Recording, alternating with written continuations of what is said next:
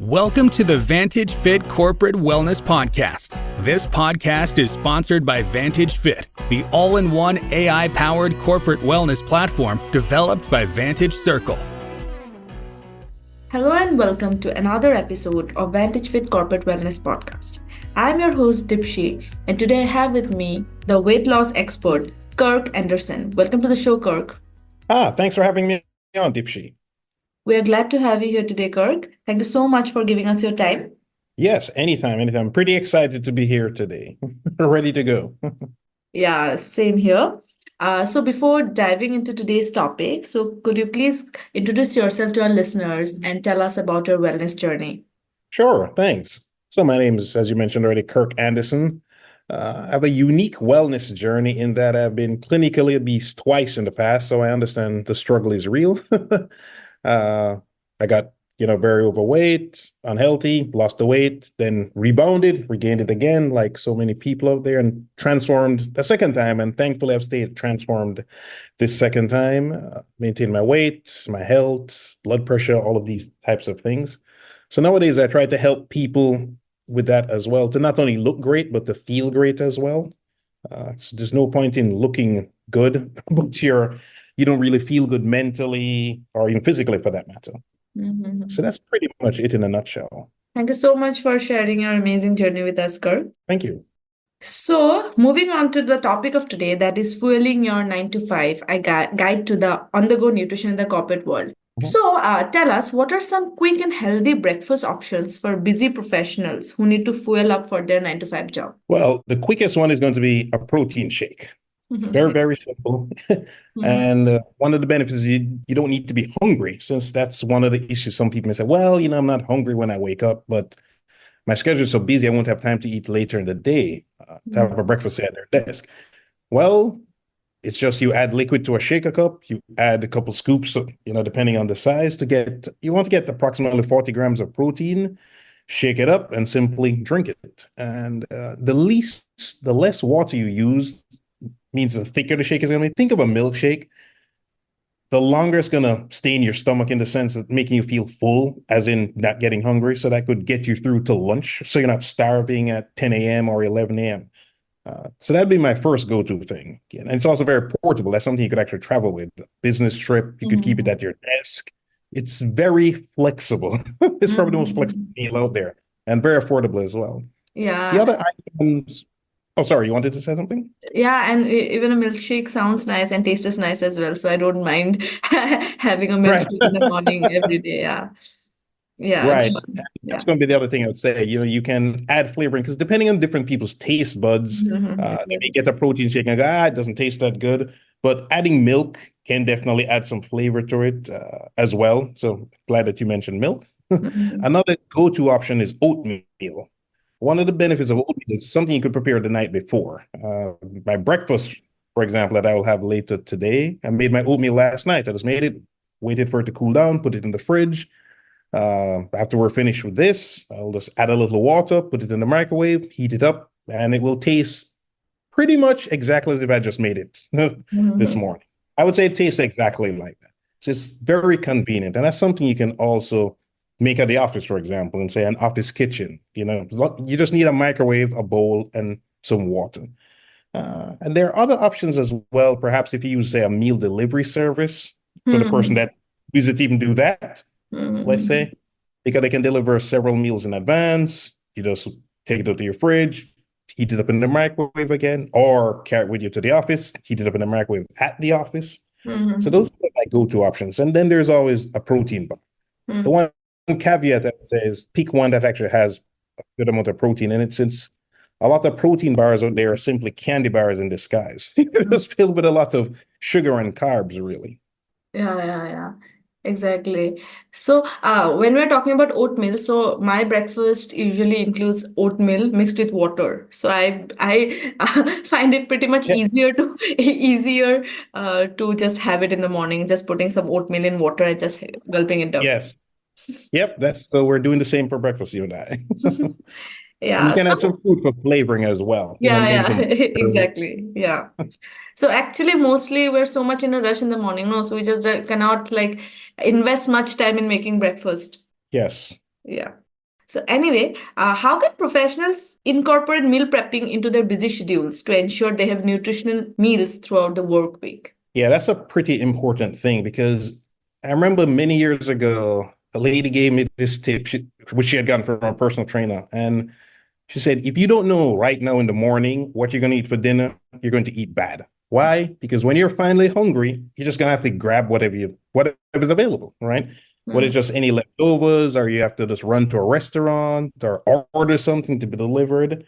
So it's one of those things where if you fail to, people who fail to plan to fail, in essence.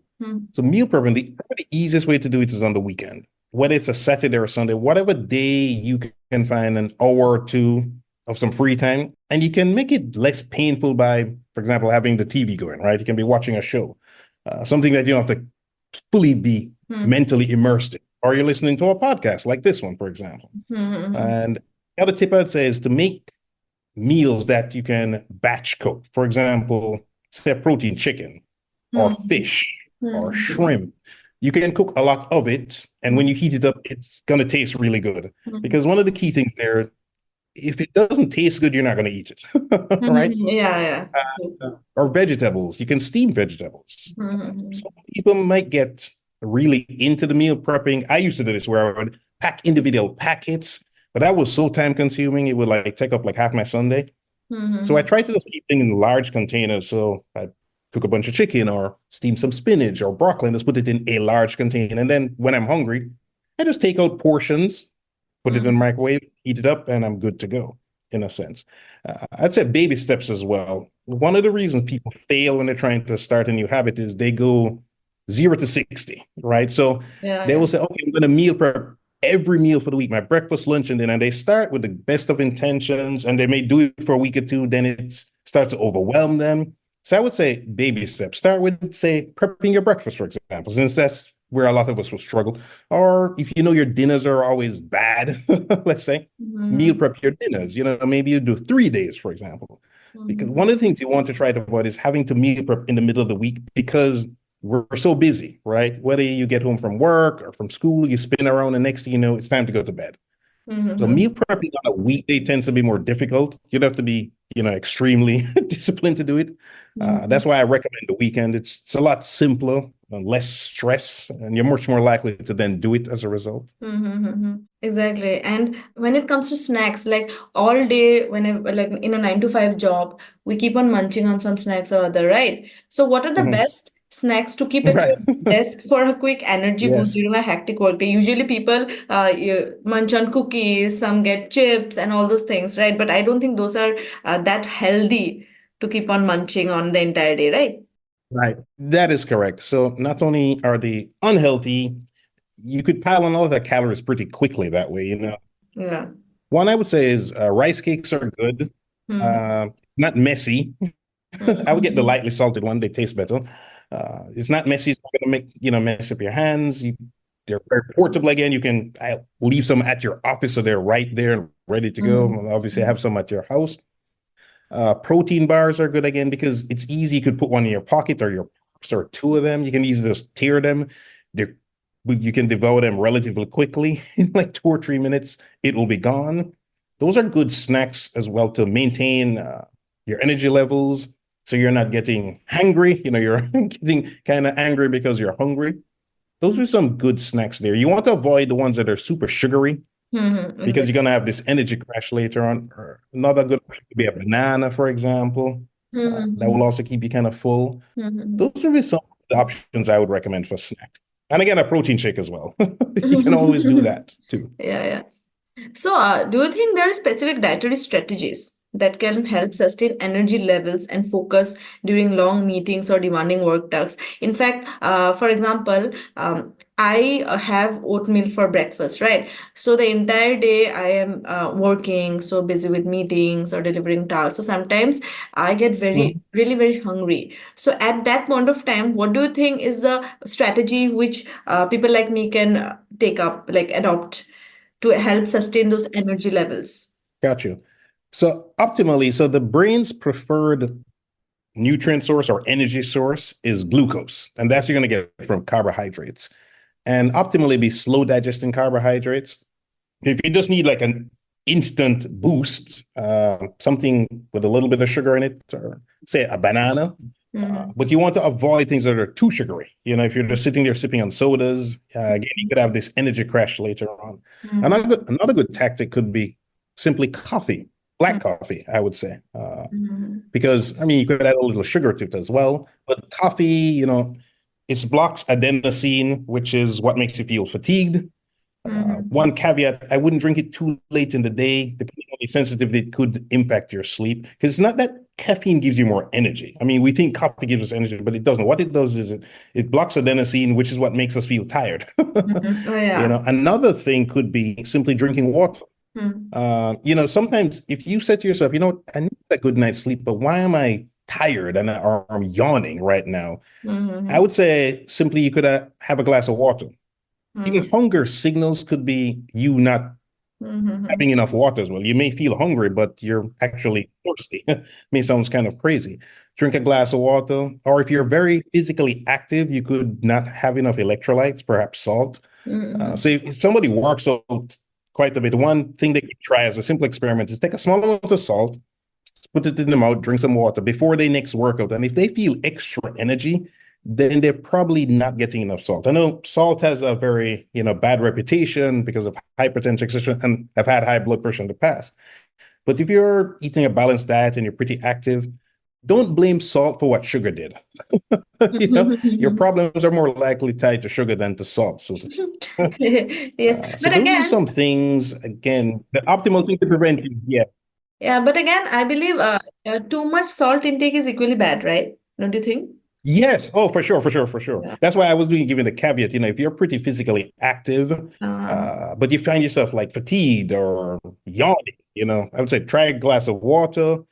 A simple experiment, again, would be like said before workout, just get a little bit of salt. You're going to sweat as well. But if you feel extra energy, then perhaps you weren't getting enough salt in as well. But slow digesting carbs would be the way to go in terms of your meals. So if you're planning ahead, say for lunch, say rice or potatoes, those will be slow digesting carbs. So, it's gradually going to be releasing the energy, so to speak, versus you eating candy, something that's too sugary, let's say.